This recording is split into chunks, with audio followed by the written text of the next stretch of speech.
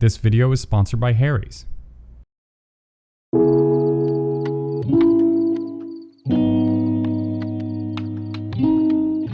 Hey everyone, Michael Alm here. So we are back in the workshop working on a bedside table.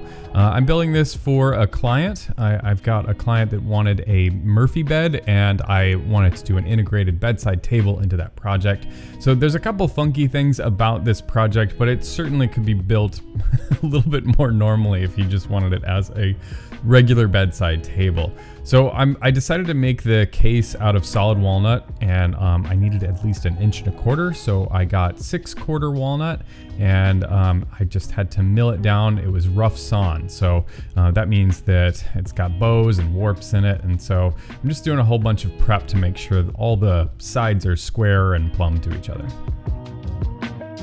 So I've got one of these pieces which is pretty warped. It had a big bow in it, and I glued it to a backer board just to get that bow out. And as soon as it is out, I can crack that thing off of there and then feed it through the rest of the way, because I know that first flat side is flat. The other board was perfectly fine. It was really straight actually, and so I just milled that one through normal. Once I have those two pieces milled down to 1.25 inches, I kind of check to make sure the grain matches. I swap them around and make sure I get the best match possible. These came from 2 different trees, and walnut is notorious for having huge variations in color. So I made sure and figured out which one looked best, and then once I figured that out, I could glue up that outside edge.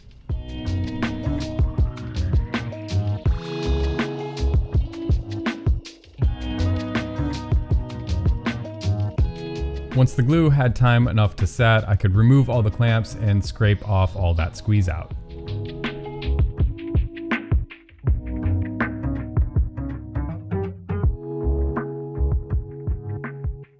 After a quick sand, I was ready to mill this into individual parts.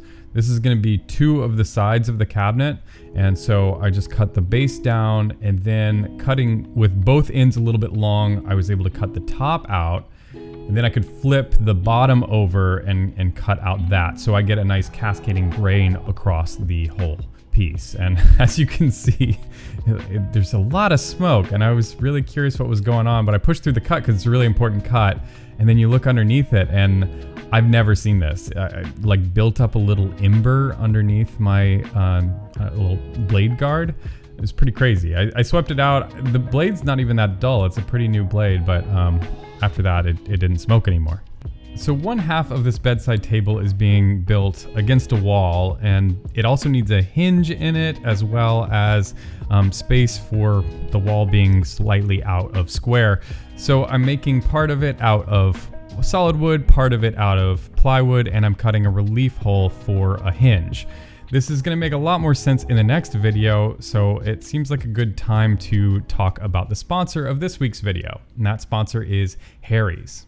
I may have a beard, but I still have to keep it trimmed. I used to buy razors at the grocery store, but found it frustrating and overpriced.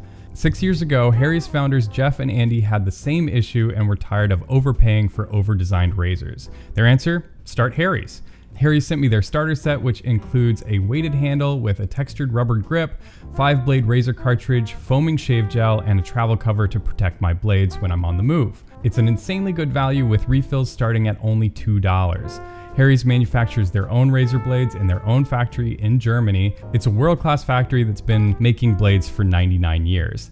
Honestly, the deal Harry's currently have on their trial set is great. You'll get everything you need for a close, comfortable shave, and you'll be supporting my channel as well. Redeem your trial set for just $3 when you go to harrys.com/michaelalm. Again, make sure you go to harrys.com/michaelalm to redeem your offer and join the 10 million people who have already tried Harry's.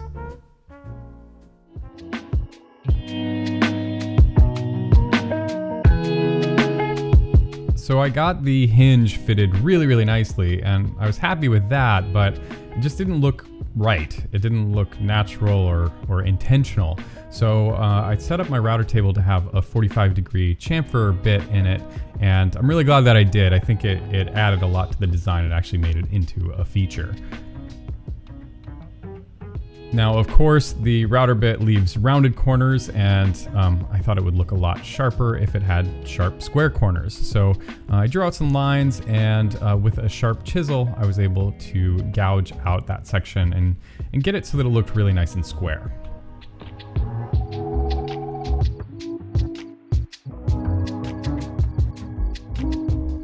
Now is where it gets real weird. So I'm adding plywood to this beautiful solid piece of walnut, not because it's to save money or anything like that. It's because I needed space in the back for some wires and for some elements in the built-in. And honestly, you never know. Once I've got some dominoes in there, and if you were to do this, you could do it with dowels. I don't really know why you would do this other than if you were in my very specific situation, but it worked out great. I barely even had to sand it afterwards.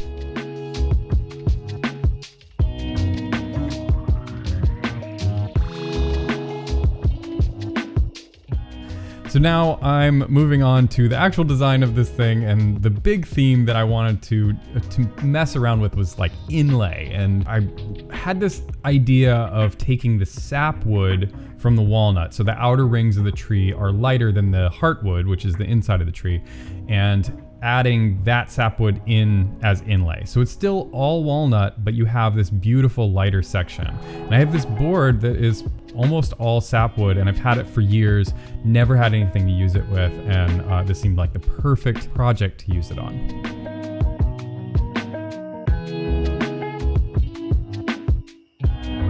So I trimmed that sapwood down and got a really nice tight fit.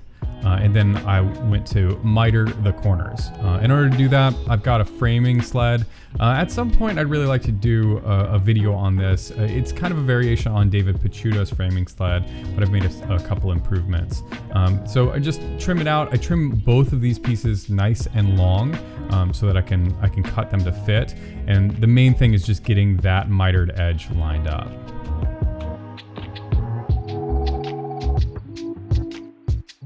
Once they're glued up, I can take a pull saw and trim off the edges.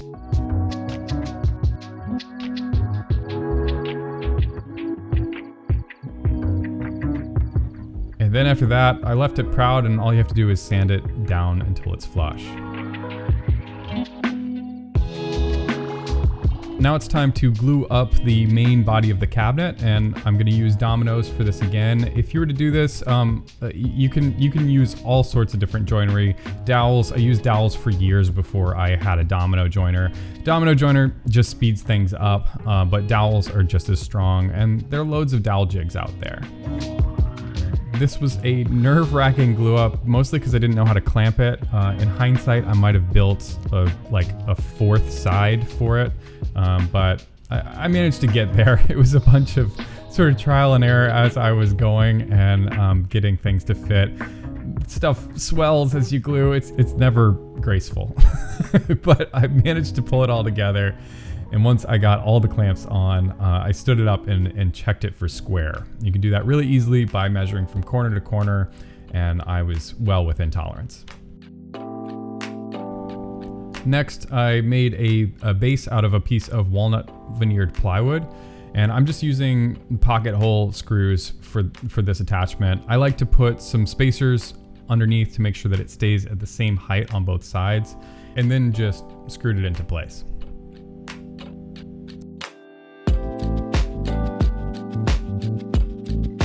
This edge probably will never be seen by anybody other than me, but I like to finish them anyway.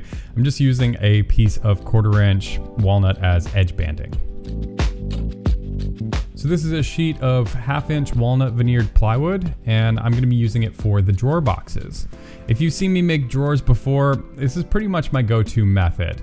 Basically, you measure it out. The depth is the same as the depth of the drawer. So in this case, 12 inches.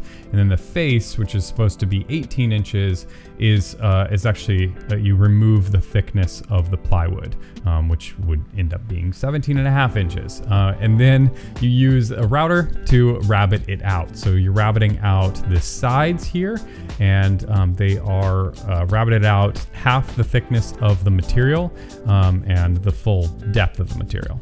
Hopefully that makes sense. I also like to do 1/2 inch bottoms in my drawers. I don't really like 1/4 inch drawer bottoms because they just always feel kind of cheap. So I just cut that at 1/2 inch. Plus I've got the 1/2 inch plywood in my shop already anyway. So once that's all set up, and this didn't take very long to make, it's super quick, and then it all just slots together. You glue it up. You don't have to worry about the expansion contraction thing with solid wood. You can just glue that bottom right into place and nail it off.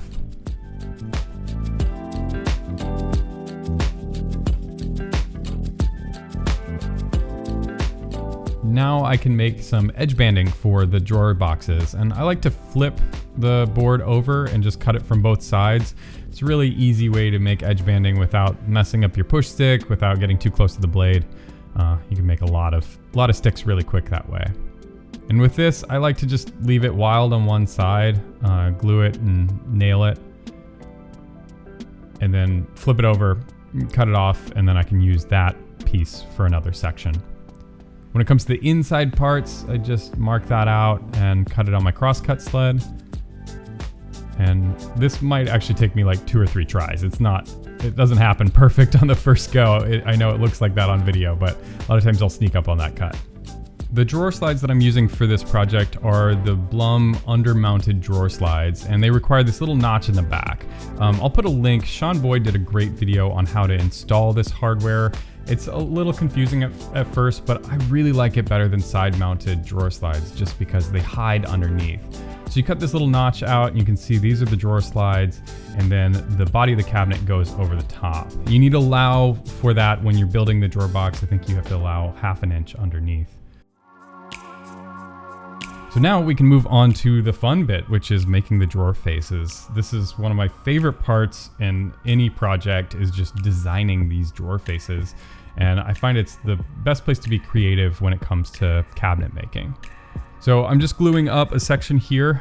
There are 2 drawers. One's gonna be small, one will be large. And you can see I'm leaving it plenty long when I make these things so that I can cut it down. I built a template early on to just test out the cuts before I actually do it on a really nice piece of walnut. So just with some scrap. And the nice thing about making a template beforehand is you can use it to set up all your cuts afterwards as well.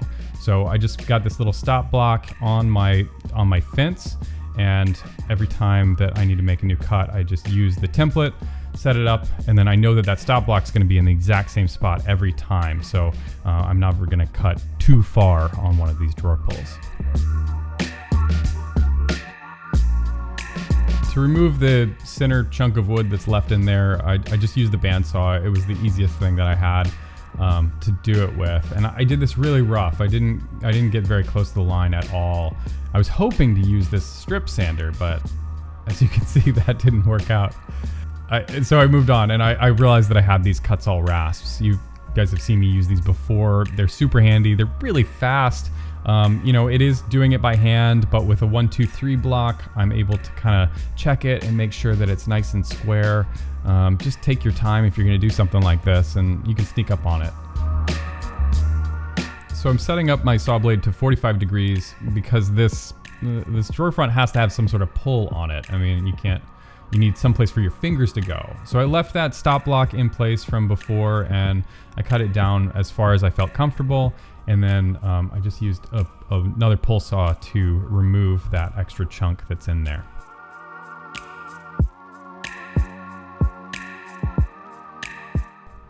Now the table saw worked fine for the large drawer, but for the small drawer, the 45-degree angle needs to go in the opposite direction.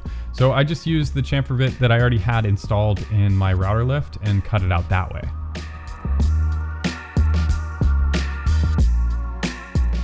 And of course that left another rounded section on the inside, but that was no problem, easily taken care of with the pull saw. Continuing the walnut sapwood theme, I cut out a series of strips out of the sapwood board that I had, and these are going to line the insides of the handles. I cut out more than I thought I'd need because I knew that this inside cut was going to be a bit of a challenge. Really, it was just kind of lining it up on both sides and measuring out with my combination square, and then cutting it out on the bandsaw. I had to cut it about I don't know, 3 or 4 times just to get it just right, but I managed to get it and get a nice tight fit.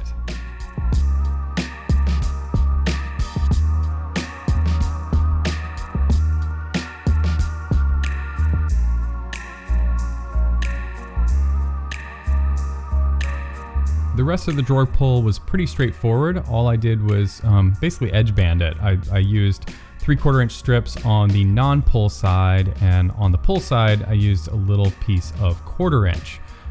That actually provided quite a bit of grip. I was happy that I was worried that this thing was not going to have enough grip on it for you to open the drawer, but with that little square edge, it actually feels pretty good.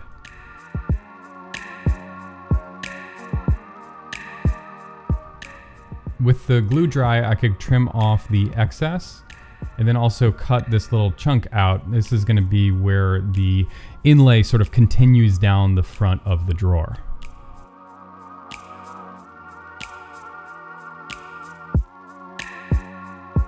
So the last element for the drawer fronts are the backer pieces, and these are also going to be made out of the sapwood. And in order to make them the right thickness, I just free-handed resawed these on the bandsaw.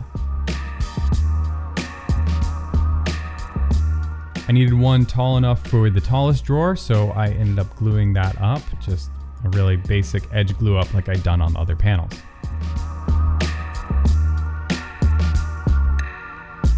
With those ready to go, I could glue. And does anybody see my mistake here? Anyone?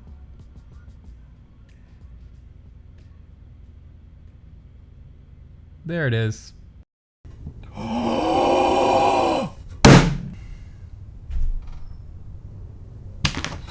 Rinse it off.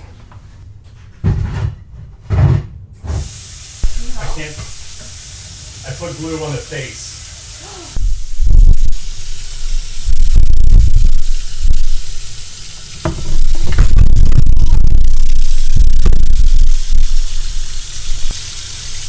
Gotta wet both sides of it because otherwise it'll bow. Let's see if we can save it. So much glue.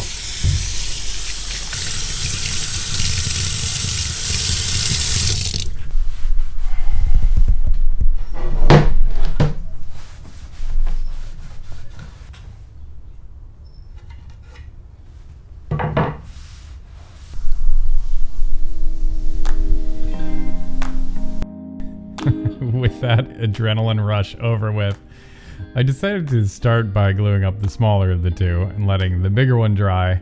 It was fine, by the way. But I hate watching that footage. Yeah, that was a lot of glue.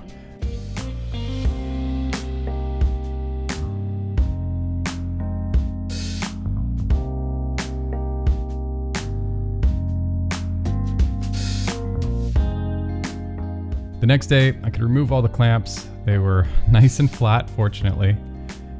And then I could trim them down to size. Again, I left these long. It's just a good way to go, is to make things a little bit longer than you need, so that if there's anything that shifts during a glue up, you can trim them down to size. The next step was to sand everything and get it ready for finish. I'm going to be applying a polyurethane clear coat over the top of this, and that'll do a nice job of warming up that walnut. When it comes to the cabinet, I just give everything a really nice sanding, making sure to go over it with, I think I got all the way up to 220 grit, and then I could pour out my finish. I like to finish with a separate container than the actual can. I find that it doesn't get as contaminated. And man, look at that inlay. It's really nice to see that pop.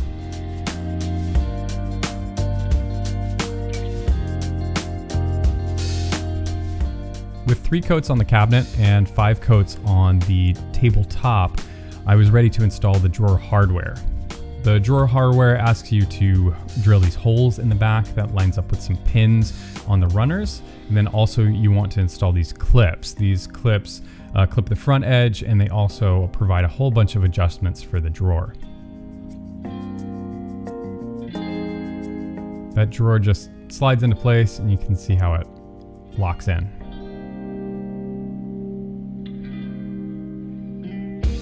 To install the next set of drawer slides, I added a 16th inch shim on the top of the lower drawer box and then screwed those into place.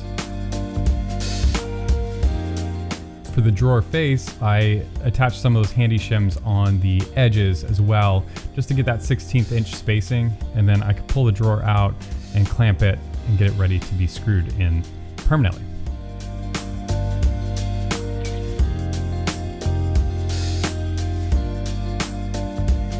The lower drawer doesn't have enough space to get clamps in, so what I'd used instead was some double stick carpet tape.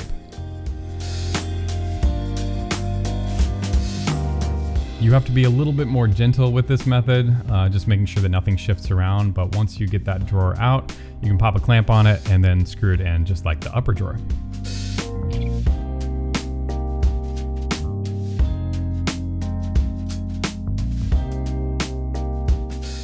And with that, the cabinet's done.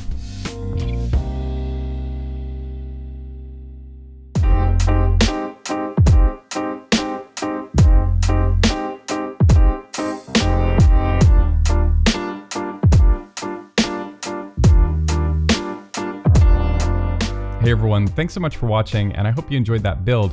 If you want to see more like it, I've put together a playlist of all of my furniture builds on my channel, so go check that out. And a big thank you to my Patreon supporters. You guys are the best. You help me pay for supplies and software and all sorts of different things. Really appreciate it. If you've been watching the channel for a little while and want to kick in a couple bucks, I'd really appreciate that as well.